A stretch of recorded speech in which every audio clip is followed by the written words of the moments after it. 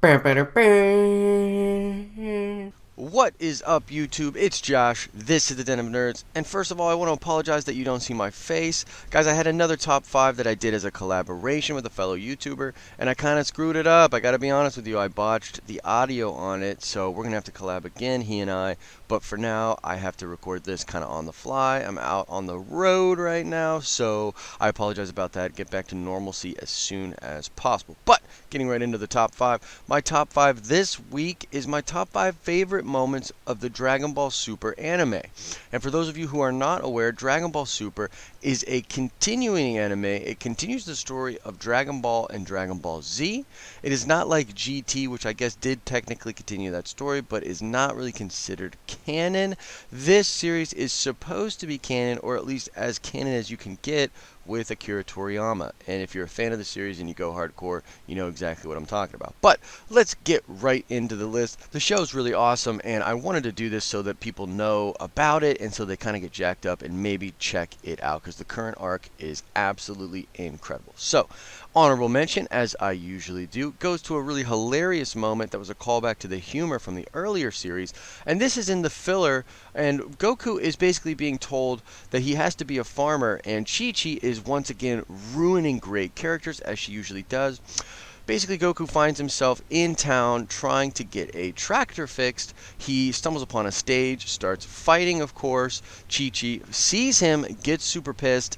He then proceeds to pretend to take a punch from Mr. Satan or Hercule that is so hard that it launches him across the stage. He then grabs the tractor, flies away while smiling and waving. It was absurd and hilarious and just a really feel-good moment. So that gets my honorable mention pick. Now, going into number 5, this is going to be something that happened relatively recently on the show. And maybe you've heard of this, maybe you haven't, but there's a new transformation. Of course, there are Super Saiyan God and Super Saiyan God Super Saiyan, which is the Super Saiyan Blue that you've probably seen on promotional material and whatnot. But there's another transformation in classic Dragon Ball style. One of the enemies has ascended to a level that is known as Super Saiyan Rose, or Super Saiyajin Rose, as they say it in Japanese. It is exactly what it sounds like. It's pink and white hair. And I gotta be honest with you, the transformation that they did with this character when he achieved it was incredible. They did a really great job, lightning in the clouds, the energy all around. You could feel it just like you did in Dragon Ball Z. I put this transformation right under the Super Saiyan 2 transformation that Gohan did against Cell, and of course the original Super Saiyan transformation that Goku did on Namek. This transformation was incredibly awesome, had all the energy that you like from Dragon Ball Super and Dragon Ball in general, so that gets my number 5 pick. Now let's get to number 4. Number 4 is something that happened earlier on in the arc. This was during the Battle of Gods arc. Now, if you weren't aware, there were 2 Dragon Ball Z, I guess, movies that came out post 2014. It was 2014-15. These movies were known as Battle of Gods and then Fukatsu no F, okay? Now, the anime, Dragon Ball Super, adapted these 2 movies into the style of anime and really took their time and dragged them out. Now, I'll be honest with you, I think that was a mistake, but there were some really cool moments, especially in the Battle of God arcs, and this was one of them. This was a moment where Goku gets literally stabbed through the gut / chest, and he has a gaping hole inside of him, and he falls into an ocean, okay? Now, as he's descending, he basically, does the Goku thing, gets all jacked up, feels his ki rush through him, finds his second wave, and heals, that's right, heals that wound. It's stitched itself back together like something out of the X-Men with Wolverine, and it was an incredible technique. We've never seen anything quite like that before in Dragon Ball. It hasn't happened since for Goku or Vegeta, which kind of sucks, but it was incredibly awesome. The music in that moment was dope. Goku then bursts up, flying through the ocean and meeting his opponent back in battle. It was an incredible moment. Classic Dragon Ball, and one of the best of that arc in general. So that gets my number 4 spot. Number 3. Now, this spot actually happened just a little bit, maybe an episode or two later after my number 4 pick, and this was a really cool character moment. Now, I gotta be honest with you guys, I am a Vegeta fanboy. I loves me some Vegeta, and some of my favorite stuff is when he's being a badass or having good character moments or ascending to more powerful than Goku, which has happened several times in the series, but always seems to go back to that balance. But this moment was when Goku is completely defeated by the God of Destruction, and he falls to the earth. Vegeta, his one-time arch enemy and rival, catches him in his arms. It was an incredible moment. It was subtle, but if you're a big fan of the series, you know why that's a big deal. It's just Vegeta we're talking about here, okay? No games, no bullshit, Vegeta. And the man catches his rival. He catches Kakarot. It was a super dope moment. Got me really jacked up, and that gets my number 3 spot. I gotta pause for a second here. Now, let's get to the nitty gritty. The top 2 spots of my favorite moments of Dragon Ball Super thus far. Number 2. And this may be number 1 on a lot of people's lists because it was an incredible moment. It was complete fan service, which, by the way, guys, Dragon Ball Super, chock full of fan service and really, really cool. So I'm really glad to see that happening. But this moment in particular was when Goku, in the Super Saiyan Blue form, powers up. Classic, awesome power up. Just getting jacked up. Amazing. And then he stops. Pauses. And then he says, Kaioken. Kaioken. We've been asking as a community for a long time, why isn't the Kaioken form used, especially in conjunction with Super Saiyan?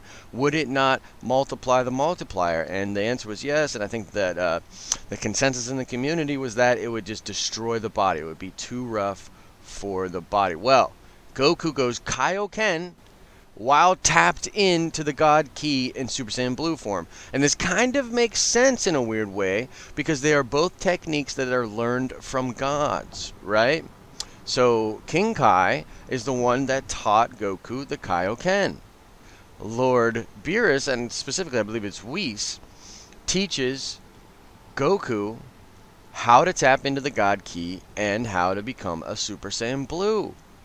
So it's really cool to see those forms used in conjunction. It was a dope moment. The coloring was amazing. And you have a guy that becomes literally so, I don't want to spoil stuff, but he becomes so powerful and so fast that he's able to whoop on a person who can literally skip through time. He's fighting someone that can skip through time. And he's so fast in this form with these combined powers that he's whooping up on him. As a side note, too, Goku said there's about a 10% chance he thought it was going to work. So he could have died. 90% chance he was going to die. But he wanted to take it to the next level. And that's Goku, and that's Dragon Ball. And it was super dope. So that gets my number 2 spot. Now, what could possibly be my number 1 moment of Dragon Ball Super? Well, if you know that I'm a Vegeta fanboy, you know it was probably a Vegeta moment. And if you guessed that, you're right. Because the number 1 moment was a fight in that same tournament for my number 2 pick, the Universe 6, Universe 7 tournament. And this was when Vegeta was fighting a Saiyan from the other universe named Kabe. Now, this fight was incredibly dope. He's mentoring this guy, but in a very Vegeta way. And I'm talking about whooping that ass. And it was awesome, man. It was completely awesome. And culminated by Vegeta literally uppercut. First, he forces Kabe into Super Saiyan, forces him to transform into Super Saiyan, which was incredible. Then he whoops that ass, ending in a huge uppercut, and he uppercuts him out of form. He uppercuts him back into his base form, Kabe, right? And as he's walking past him in Super Saiyan Blow, he just says, "Never forget this pain." And oh my god, I literally got up out of my chair and I was like, "Oh boy, oh, man." Like, it just had me going. It was an incredible moment, culminated with a great one-liner. The Prince of All Saiyans, holy shit, That moment was awesome. I'm telling you guys, these are just a few of the great moments out there. These are my top 5 favorite moments in Dragon Ball Super. If you have not checked out this series, please do so. It is super dope, and I think you will really dig it, okay? Alright, guys, let's check that nerd card. The question is going to be about King Kai, and the question is, what is the Japanese name of King Kai? Meaning, like, how do you say King Kai in Japanese? Or if you watch the subtitled version, you might hear it as they say King Kai. But the question is, what is the Japanese way to say King Kai or his name in Japanese? Answer the question in the comments section below, and you're definitely going to want to do that and be a subscriber because, as many of you know, the channel is running a promotion for the entire month of September. I've got some big news coming about the contest in and of itself, but you can win copies of my comic book, you can win original artwork, you can win t-shirts. We're giving away a ton of stuff. Because, you know, we're over 200 subs, and I'm really, really happy about the community I'm starting to build here on the Den of Nerds. So answer that nerd card question. You get 5 entries into the grand prize winner. Every single comment gets you a single entry into all the prizes. So you're definitely going to like the video, subscribe, and comment, guys. All right. Now, as I always say, I hope you're having an awesome and nerdy day. See ya.